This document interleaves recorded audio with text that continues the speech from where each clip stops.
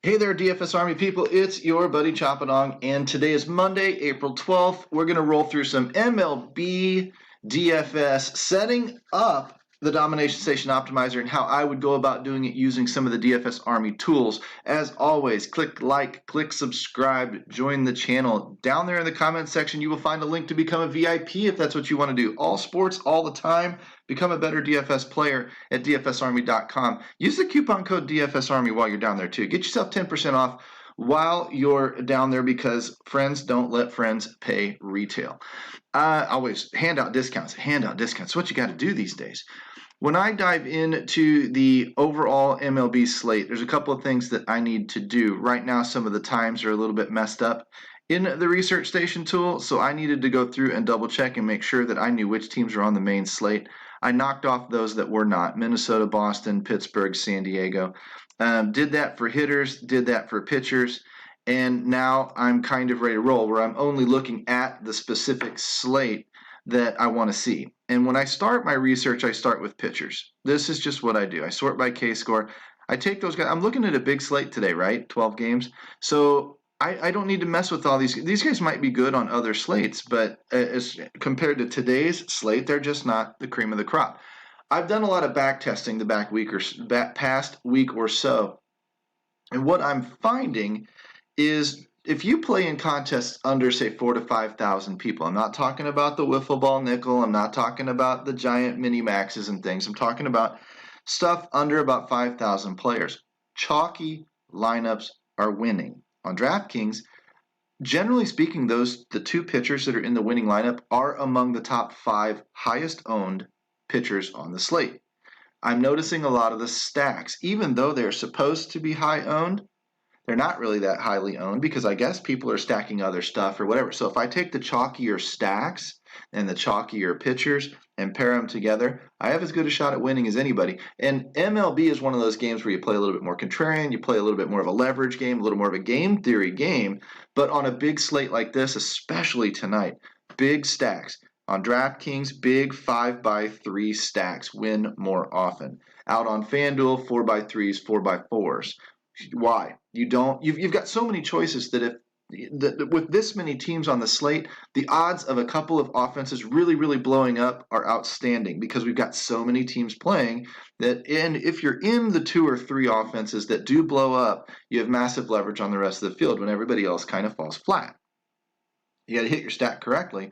But that's why on the smaller slates, we tend to spread around a little bit with 3x3s, 2x2x2, whatever.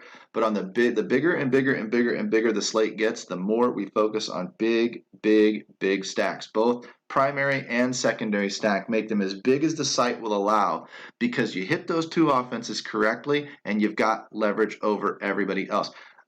2 teams on a 4-game slate going off is a lot harder to come by than 2 teams on a 12-game slate going off. Obviously, we've got 8 teams on one slate and 24 teams on another. That's the point I'm trying to make to you. That's what I'm trying to get you to understand. That's why that makes such logical sense. And then you have to really take some chances and be in those offenses. And the way you get in those offenses is you either put 1 or 2% ownership on everybody and hope they combine and you get lucky, or you just close your eyes, pick the top few offenses, and hope they work out. I tend to do the latter right now. I'm not a big spread out. I mean, I am a spread out guy, but I'm not a big spread out guy lately. The past, say, couple of weeks, couple of months, hockey, baseball combined, I'm learning to draw tougher and tougher lines in the sand and just live with it. Just eat the bad nights along with the good because your good nights are going to be better. Instead of getting 10% of my lineups through the money line all the time, which is great, I'm going to get a lot more through. Now, I'm going to have nights where I get a lot less through as well. And as long as I can live with that, when I get a lot more through, I've got more shots at the nuts, more shot at bigger, deeper money, more shots at bigger paydays and bigger nights. And that's going to make up, hopefully, for the nights that don't do as well. All that aside, how am I finding these offenses? Well, I first find those pitchers that I don't really want to mess with because they've got huge upside on the slate. Glasnow, Bieber, Peralta, Cole. These guys are way up there if Bieber starts. I think it's supposed to be McKenzie down here. I think that's his name, right? I was just looking him up earlier. I don't know where he went. Tristan McKenzie. He's got a good K-score as well. Another thing to look at in this tool is you've got to use your head a little bit when you're going up and down these. You want to look at the games started, right? The games these guys have appeared in. And you want to look for guys with a little bit larger sample size, but you really want to look for guys with innings pitched. You want a guy in line to get the quality start on FanDuel. You want a guy in line to get the win on both sites, because in a GPP, it's not often that you have the pitcher that didn't get the win. And these days, with the shorter and shorter starts, it's getting harder and harder to come by getting that win. It doesn't become necessarily as important as a guy who throws for 10 strikeouts, but it is still important. It is still bonus points, and you want to get that if you're trying to really nut the slate. And you're not going to get that out of a guy, down here. And I'll use Dean Kramer. Nope, he's got 6 innings. What's the number here? 5-4, about a 4-inning average start. I look up here, and this is about a little under a 4-inning average start here in Alzolay or whatever his name is. These are guys I don't want to see 3 and 4 inning starts. In some cases, these are indicators of openers, or guys on short leashes or whatever. I would rather see somebody here with 11 starts and 60 innings. That's almost 6 innings per start. That's going to help me out. I like seeing these other guys with big numbers and big innings pitched. That helps me know that the guy's going to be left out there and get the chance to earn the win. So you have to use your head as you're going through these things. And then I will dive into Domination Station, set it up for FanDuel, click the Pitchers tab, right? Once I set up, say, 50 lineups. I'll talk about uniques maybe in a minute. I'm spreading out because I want my stacks to be highly varied and a lot of randomization. So I'm changing week to week. I'm making little subtle changes. I'm loading up on those big 4 stacks and then trying to get a lot of 4x3 and 4x4. If you can see, 85% of my lineups tonight are going to be 4x3 or 4x4 with a small smattering of the other stuff. And then I've got my stacks in set up, and I'll get to that in a minute. But with my pitchers down here, I'm going to sort here by ownership projections, right? And I've got the big chalky pitchers up to the top. So I'm going to include Glasnow, Cole, Peralta for sure. Now I noticed that Sheffield, Alcantara, and Tristan McKenzie are going long enough in their starts, and they are high strikeout pitchers right now. So those guys with higher K scores, I'm going to go ahead and include them as like a long shot GPP play. But notice, like a McKenzie, I'm okay with him in a whole bunch of lineups. But Alcantara and Sheffield, I'm not. I capped them at 10% each. Why? They're a little under the radar. Yeah, they're going to generate good leverage if they end up in that winning lineup, but they're not probably going to be as in that lineup as often as these chalkier pitchers, because right now the chalk is just working. So I'm going to focus on these top 3 pitchers and then what I see in that high K score as little bitty complementary pieces, if you will. And I'll do the same thing over on DraftKings when I get over there. And that's really all I'm doing for pitching. When I come down to the hitters tabs, and I start loading up on these, I'm looking for W score. Whoops, I forgot to show you. Over on the pitchers tab, I do look at the bottom down here for the weaker pitchers that I want to attack. And I look over here in the 2019, 2000, or 2021 stats, and I'm looking for a bunch of red across the lines here, right? I'm looking for high Sierras, high whips, high home runs per 9, high walk per 9, stuff like that.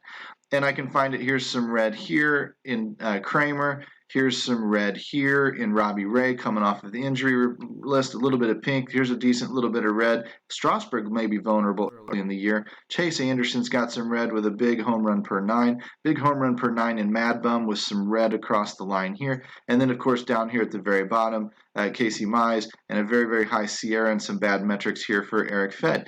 So these are the pitchers that I want to stack against. And I'm starting to write down, make sure I pay attention to Dean Kramer in Seattle, right? To Robbie Ray maybe in the Yankees. Down here a little bit, Strasburg's vulnerable for St. Louis, maybe. There's good leverage in that play. Chase Anderson, New York Mets.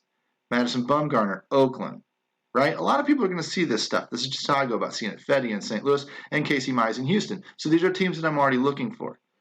So when I write those down and I go over here to the hitters tab, and I sort by W score for hitters and bring all the big W scores to the top, right?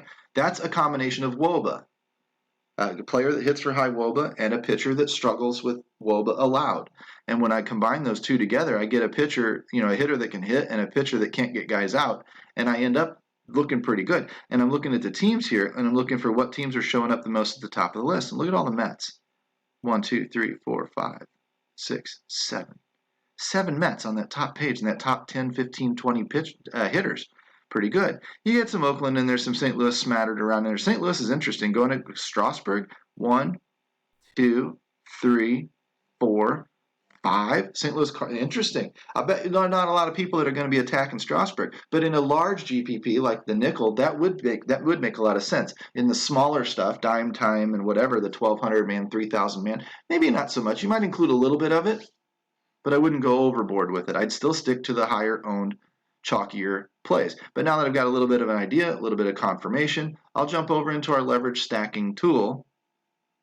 And I'm looking at total ownership. I can look at leverage ranks, and those are great. A couple of days ago, it nailed Minnesota and Boston. Winning combination. It can do that. If you just want to take 1, 2, 3, 4, 5, and just stack those guys up 20% each, that is not a bad way to go. Minimal research. It's going to have its good days and its bad days.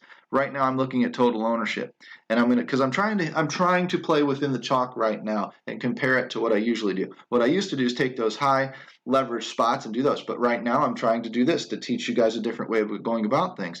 So I'm going to look at Oakland. I'm going to look at Atlanta. I'm going to look at New York. I'm going to look at Houston. These are already teams that I've mentioned to a certain degree. Milwaukee, and then down the list a little bit, you're going to start seeing Miami, Arizona, Washington, Seattle, St. Louis, etc.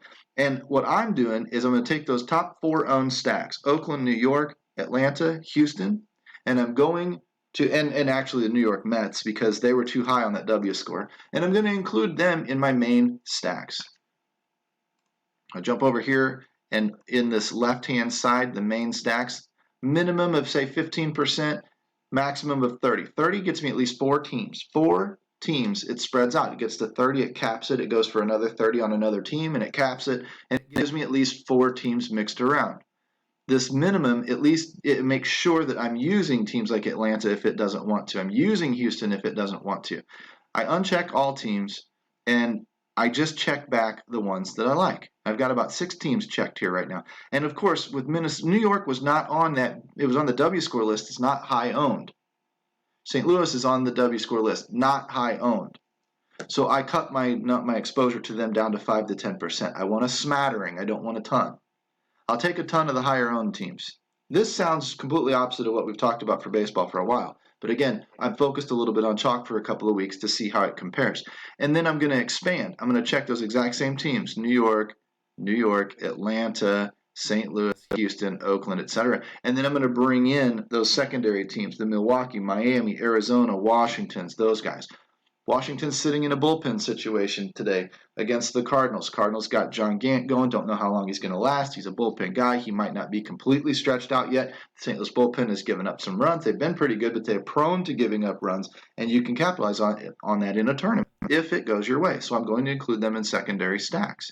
Once I've got that all figured out, however I want, 4 or 5 teams over here, 8 to 10 teams over here, or the same 4, whatever you want, right? You just have to know what you're doing and why you're doing it. You go ahead and you run your lineups.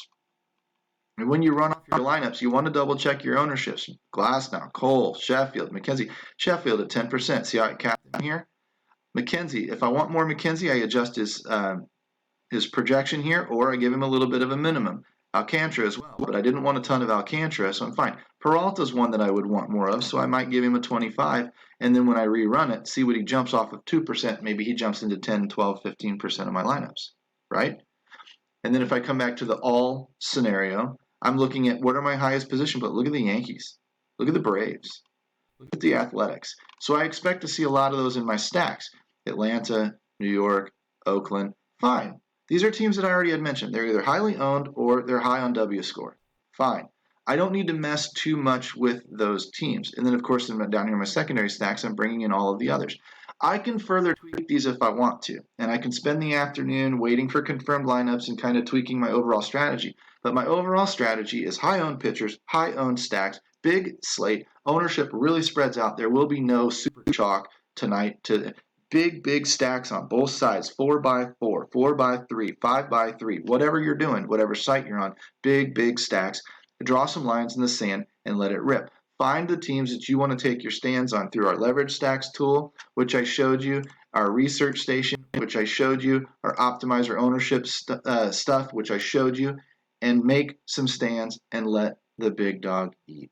It doesn't have to be much more complicated than that. I will be in the chat off and on all day long, talking to you guys, helping you guys through the system. Come and see me, dfsarmy.com. I'm your buddy Chopping On. Monday,